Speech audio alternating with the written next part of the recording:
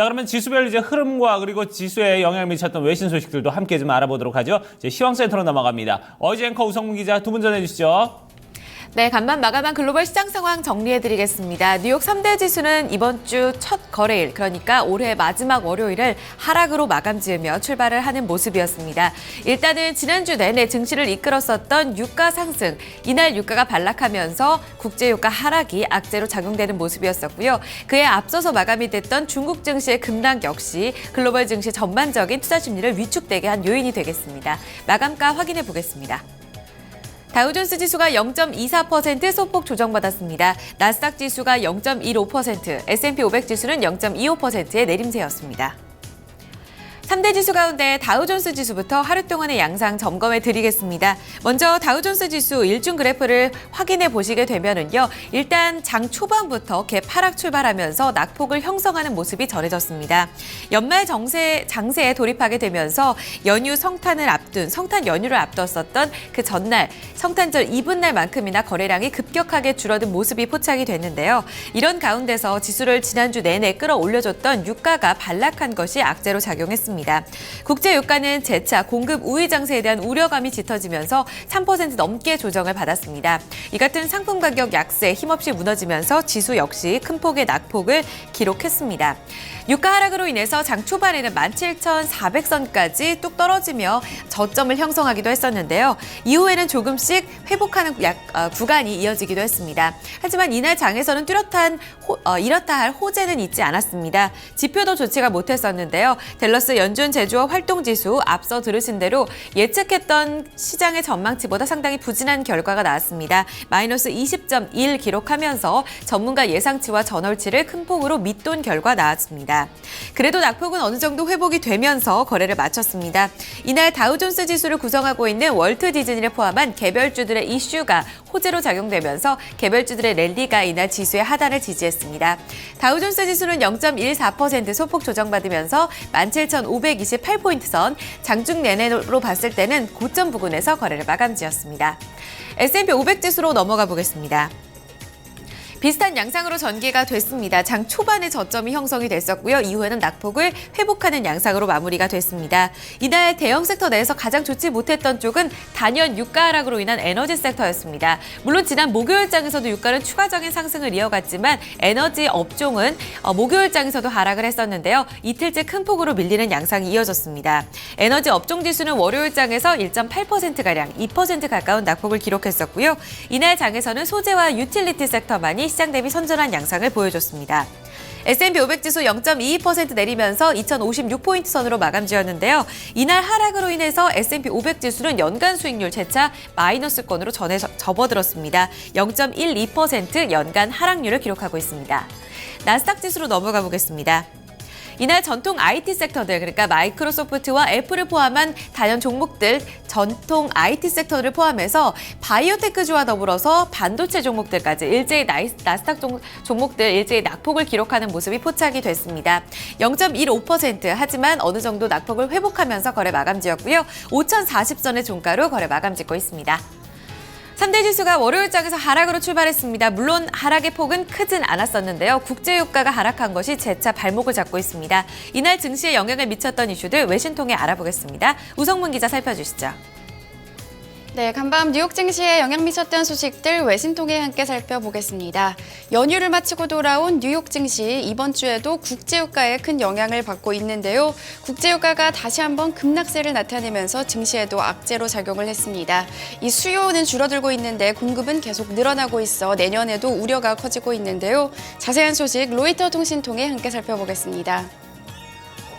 Oil down 3%, Brent near 11-year low on fears of weaker 2016.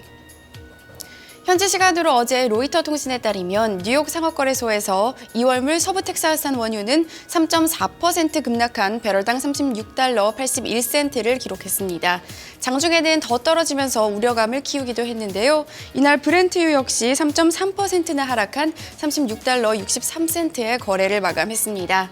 지난주 이 저가 매수로 5%나 상승했던 국제유가가 주 초반부터 다시 급락세를 이어가고 있는 것인데요. 이날에는 수요에 대한 우려가 우려감이 커졌습니다. 먼저 일본에서 이 세계 4위 원유 수입국인 일본에서 유류 판매가 46년 만에 최저치를 기록했다는 소식이 전해졌는데요. 따라서 일본 내에서 수요가 줄어들 것이라는 우려감이 커졌고요. 여기에 일본의 산업 생산 역시 부진하게 나오면서 이 수요가 줄어들 것이라는 우려감은 더욱더 커졌습니다. 이런 가운데 미국의 원유 재고는 꾸준히 증가하고 있는 것으로 나타났는데요. 다만 일각에서는 많은 트레이더들이 연말 휴가를 떠나서 거래량이 매우 적었다면서 큰 의미를 두지 않아도 된다는 의견이 나오기도 했습니다. 하지만 그럼에도 불구하고 대다수의 전문가들은 내년 유가 전망도 밝지 않다고 비관하고 있습니다. 네, 이런 가운데 월가 전문가들은 내년 뉴욕 증시에 대해서 다소 비관적으로 전망하는 것으로 나타났는데요. 마켓워치가 인터뷰한 전략가들은 이 내년 S&P 500 평균 전망치를 하향 조정한 것으로 나타났습니다. 자세한 소식 함께 살펴보시죠. Wall Street's forecast for 2016, worse than 2015's.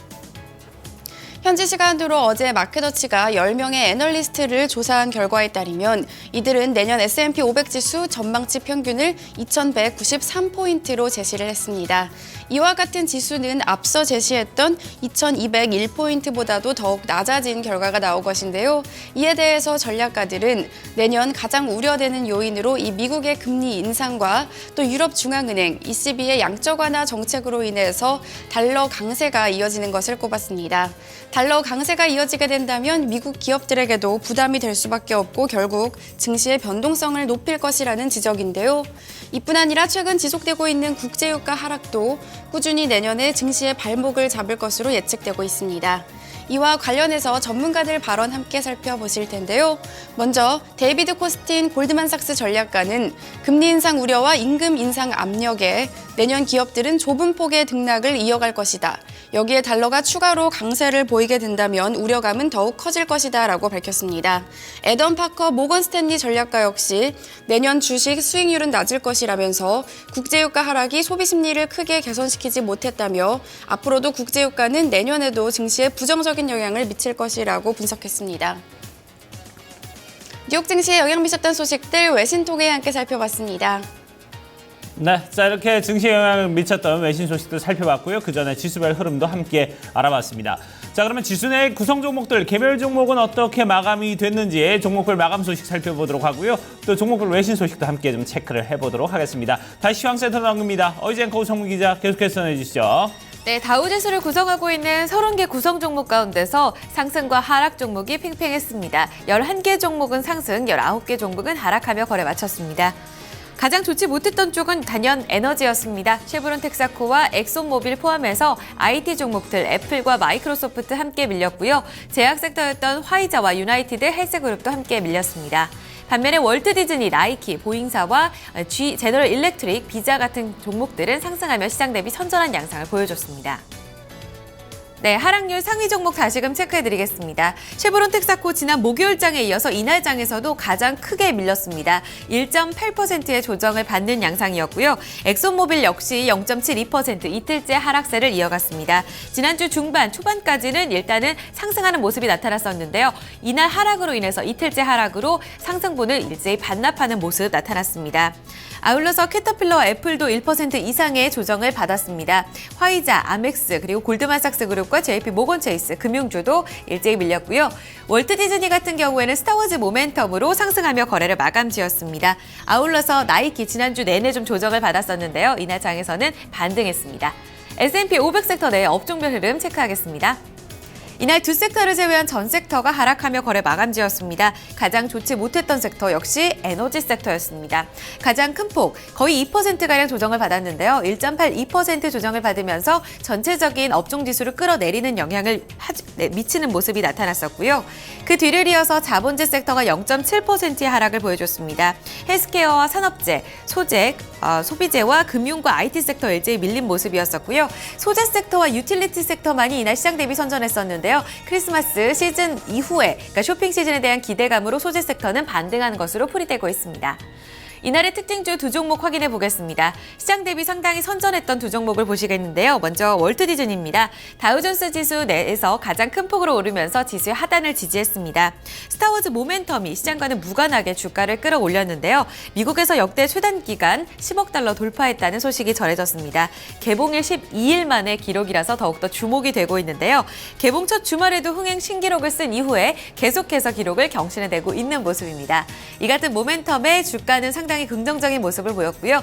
1.31% 오르면서 107달러 선 장중 고점 부근에서 거래 마감지었습니다. 나스닥 지수 내에서 또 선전했던 한 종목 확인해 보겠습니다. 아마존 보시겠습니다. 전자상거래 업체 아마존 역시 이날 장에서 상승하며 거래 마감지었는데요. 크리스마스 이후에 박싱데이에서 긍정적인 성과를 냈다는 소식이 전해졌습니다. 2억 개 이상의 아이템 물품 배송에 들어갔다는 소식, 아울러서 시간당 프라임 비디오 고객 수가 큰 폭으로 늘어났다는 소식이 전해졌습니다. 이 같은 소식들 호재로 반영되면서 장 후반까지 고점을 끌어올리는 모습이 전해졌고요. 1.87% 오르면서 675.5달러 선으로 거래 마감지었습니다. 네, 그 밖의 특징주에 대한 소식은 외신 통해 알아보겠습니다. 우성문 기자 살펴주시죠. 네, 종목 주요 소식 외신 통해 함께 살펴보겠습니다. 먼저 이날 부진한 장 속에서도 선방한 기업 살펴볼 텐데요. 웨어러블 헬스케어 기기 업체인 핏비트입니다. 핏비트는 이번 홀리데이 시즌 때 매출이 크게 늘어났을 것이라는 전망이 나오면서 3% 넘는 급등세를 나타냈는데요. 비즈니스 인사이더 통해 자세한 소식 함께 살펴보겠습니다.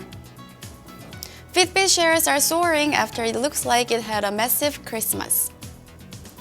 현지 시간으로 어제 비즈니스 인사이더에 따르면 이 크리스마스 연휴가 끝난 이후 핏비트의 웨어러블 기기 관련 어플리케이션을 다운로드한 사람들이 크게 늘어난 것으로 확인됐습니다. 이는 크리스마스 시즌에 많은 사람들이 이 핏비트 기기를 처음으로 구매를 해서 어플리케이션을 설치했다는 뜻으로 해석이 되고 있는데요. 따라서 크리스마스 때 매출이 전문가 예상보다도 훨씬 우수했을 것으로 예상이 되고 있습니다. N가젯의 조사에 따르면 현재 웨어러블 시장에서 핏비트는 22%의 점유율로 시장 1위를 기록하고 있는데요. 최근 애플과 샤오미와 같은 경쟁사들이 모두 웨어러블 기기 시장에 뛰어들면서 우려감이 제시되기도 했지만 핏비트는 여전히 견고한 점유율을 이어갈 것으로 전망되고 있습니다. 이 소식이 전해지면서 핏비트의 주가는 3.2% 급등했습니다. 네, 다음 기업은 월트 디즈니입니다. 월트 디즈니의 새로운 영화인 스타워즈가 신기록 행진을 이어가고 있습니다. 이 소식에 디즈니의 주가 역시 1% 넘는 상승세를 기록했는데요. CNN 머니톡의 자세한 소식 함께 살펴보겠습니다. Star Wars The Force Awakens make $1 billion in a record 12 days. 현지 시간으로 지난 27일 CNN 머니에 따르면 이 디즈니 측은 스타워즈가 글로벌 박스오피스 수입 10억 달러를 최단 기간인 12일 만에 돌파를 했다고 밝혔습니다. 이는 그동안 최고 기록이었던 주라기 공원의 13위를 돌파한 것이고요. 또한 지난 여름 개봉했던 이 디즈니의 또 다른 히트작인 어벤져스의 신기록을 절반으로 단축을 시켰습니다. 이 스타워즈가 개봉된 지 12일 만에 북미 지역에서의 티켓 매출은 무려 5억 4,500만 달러에 달했고요. 글로벌 다른 지역에서도 5억 4,600만 달러의 매출을 올렸습니다. 특히 영화를 본 사람들이 모두 긍정적인 평가를 주면서 더 많은 관객을 끌어모으고 있는데요. 미국의 영화 리뷰 홈페이지인 로튼 토마토에 따르면 영화를 본 사람들은 이번 스타워즈 영화에 94% 높은 점수를 줬습니다. 전문가들은 스타워즈 시리즈가 미국 내에서 오랜 역사를 가지고 있는 만큼 미국인들이 옛 추억을 떠올리면서 열광적인 반응을 보이고 있다고 전했습니다. 이 소식에 디즈니의 주가는 1.3% 상승했습니다. 종목 주요 소식까지 외신 통해 함께 살펴봤습니다. 네. 자, 이렇게 종목별 마감 소식과 또 종목에 영향을 미쳤던 외신 소식들 함께 좀 알아봤습니다. 그럼 유럽 증시는 또 어떻게 마감이 됐는지 자세히 알아보도록 하고요. 그 밖에 환율, 상품, 채권 시장 마감 상황도 좀 체크를 해보도록 하겠습니다. 어이즈 앵커가 전해드립니다. 네, 앞서 마감했던 유럽 증시 역시 분위기가 좋지 못했습니다. 주요국 증시는 혼조세로 거래 마감 짓는 모습이었었고요. 평소보다 거래가 부진한 가운데 국제 유가 하락으로 인해서 하락 압력이 컸던 것으로 풀이되고 있습니다. 영국 푸츠백 지수는 0.22% 상승했습니다. 하지만 독일과 프랑스 까크 지수는 모두 일제히 내렸는데요. 독일 닥스 지수는 0.7% 하락, 프랑스 까크 지수는 1% 가까운 낙폭을 기록했습니다. 이어서 상품시장으로 넘어가 보겠습니다. 앞서 들으신 대로 국제유가는 재차 반락하는 모습이 나타났습니다. 배럴당 3.4% 밀리면서 36달러 81센트까지 재차 밀린 모습이 나타났고요. 급값은 달러 강세 영향, 아울러서 유가의 매도세에 부각되면서 함께 내린 것으로 풀이되고 있습니다. 0.7% 내리면서 온스당 1,068달러 30센트로 거래 마감지었습니다. 옥수수 가격은 재차 반락하며 3달러 61센트 기록했습니다. 이어서 주요 지수 보겠습니다. 필라델피아 반도체 지수가 반락하면서 0.61% 밀렸고요. 670선에 걸친 모습입니다. 공포지수인 빅스지수는 8% 올랐고 BDI 발틱 운임지수는 3포인트 오르면서 478포인트 선 기록했습니다. 마지막으로 외환채권 시장으로 넘어가 보겠습니다. 어제 서울 외환시장에서 원달러 환율은 중국 증시의 불안감, 그와 더불어서 수출업체들의 내고 물량으로 인해서 2원 40전 내렸고요. 종가상으로 1,165원 40전을 기록했습니다.